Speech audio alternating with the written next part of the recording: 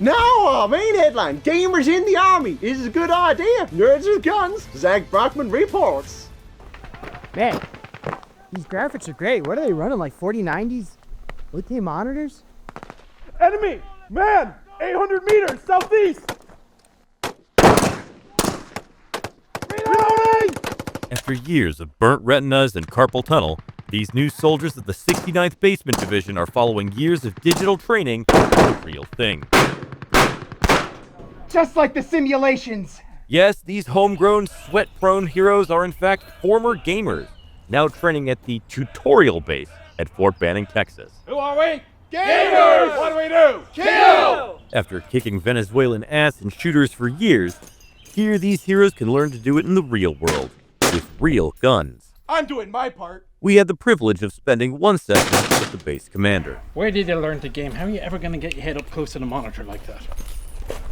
Hi, I'm Nicholas Morn, and I'm the Commandant or Server Admin of this tutorial ground at Fort Banning. When I was first given the invitation to command this unit by way of a Discord message, I thought it was a joke. Turns out the joke was on us. We should have done this sooner. Gamers are desensitized to violence to make excellent soldiers. Indeed, they're also under the impression that for some reason if they get killed, they go to a respawn point, and, well, nobody's ever come back to tell them otherwise. So they are fearless and very aggressive.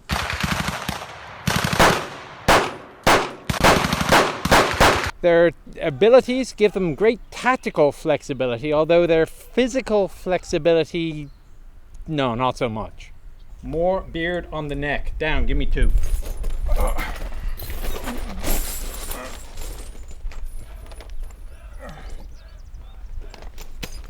We do allow a fair range of character customization. A lot of the gamers coming along do bring their own kit. This has led to some pretty strange outfits, both in terms of their physical appearance as well as the units that they end up going to. I need a weapon.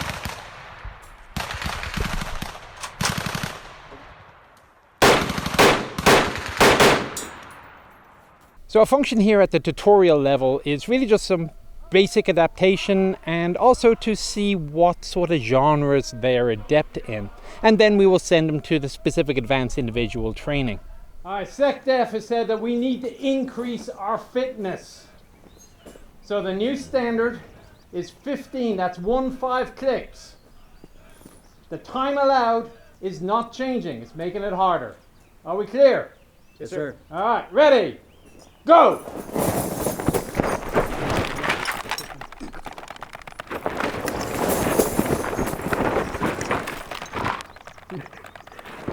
Good enough.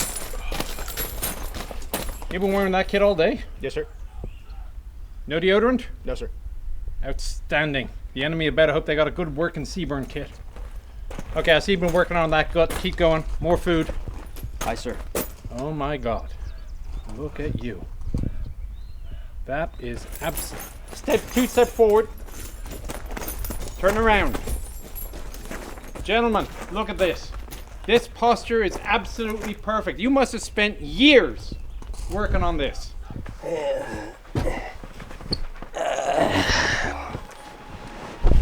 Hi, I'm Gilslayer69.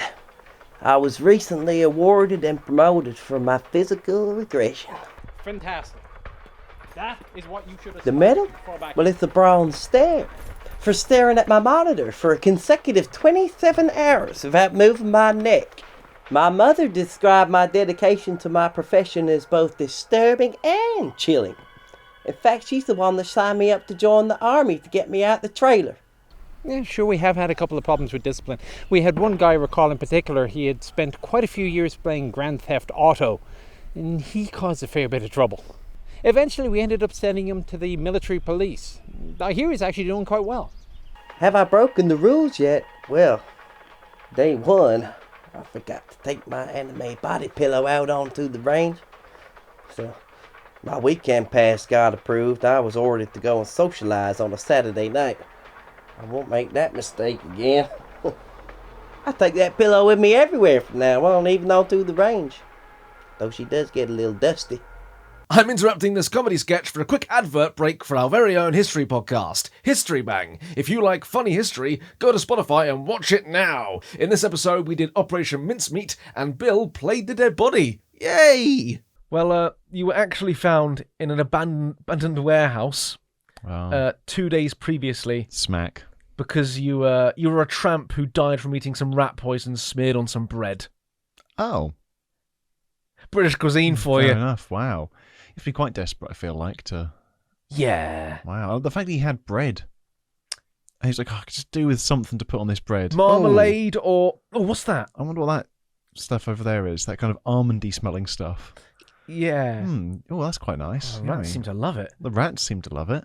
I fancy he maybe just came across it, the bread that was put out for the rats. Oh, you think the bread already had the rat poison on it? That does make more sense. Rather than him. Rather than he had a loaf of bread with him and went, I wonder what that is. It smells interesting. Is that Nutella? So sadly, without any friends or family, he drifted to London and was living homeless on the streets for a while. I mean, during the Blitz, can you imagine that? Why would you go to London of all It's places? the place that's being bombed and you haven't got a house. I suppose nothing to lose.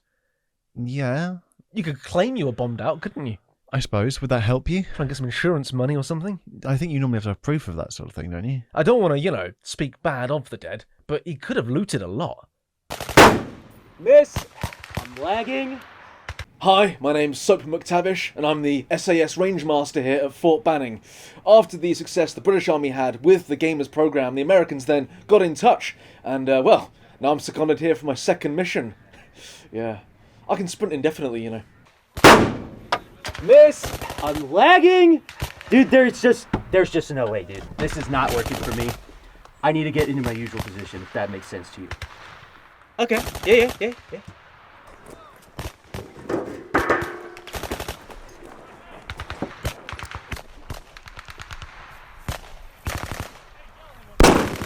Hit!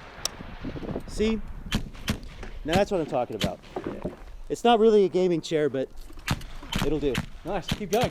See, I've been instructing and playing here at Banning for a few days now, long enough that I can't restart the mission. I have tried. I say that because yesterday I shot someone on the range, and I have looked for a quick load button, my god, but I can't find it. Still, he can't have been important to the mission because we're still playing, we're still here, obviously a non-vital character. But yeah, there have been an increase in injuries since my arrival. We've had a lot of losses. Not my fault, though. All my teams. What can I say? Thank God we've got a good medic. Do not help him! Do not help that man! If only about the battle pass.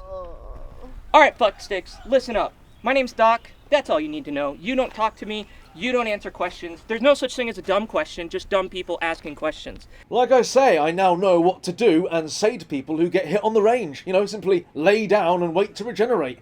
Wait till your vision becomes normal again and then stand up. Yeah. A lot of people have died. Press F to pay respects. Do not try to die. But if you do, you will respawn, theoretically. If you do not respawn, you shall yell for help. If I hear one of you yelling for help, I will not come. Once you stop yelling for help, then I will come. Questions. Good. That's what I thought. You listened to Rule 1. What weapon do I use personally? Well, my background and training as an SAS soldier is obviously in Call of Duty Modern Warfare, but recently I've been really participating in Call of Duty WW2, so there's nothing I like more than physically jumping my way out onto the range and putting a couple of 100 rounds of tracer through my Lee Enfield. That's really good fun. Not before making sure that friendly fire's turned off first, obviously, with a couple of live rounds. Wrap it around an arm, strap it down,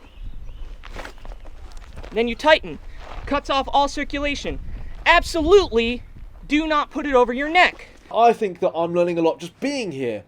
I've learnt what tourniquets are for, yeah? And they're not for what you might think. Yeah, they're for something much more, I think I might have one now, actually. Final thing that will save your life. What is this? Come on, what is this? PT belt. Alright, this is a safety belt. You put this on, and it makes you immune. As for what kinds of units they end up going to, well, that pretty much depends on the genre that they come from. FPS gamers we'll send towards the infantry. If they played RTSs, we'll put them to logistics or maybe in the command post. If they did driving sims, we'll send them to transportation. We did have one guy who was aviation. He did flight sims. So we put him into an Apache. It didn't work out so well, apparently. He said there weren't enough buttons. Those who came from mobile games. well, they're not really gamers, so as far as this base is concerned, we just send them home. Still, as long as our next enemy isn't a country filled with attractive women and then they decide to field them as soldiers, I think our troops will be fine out there.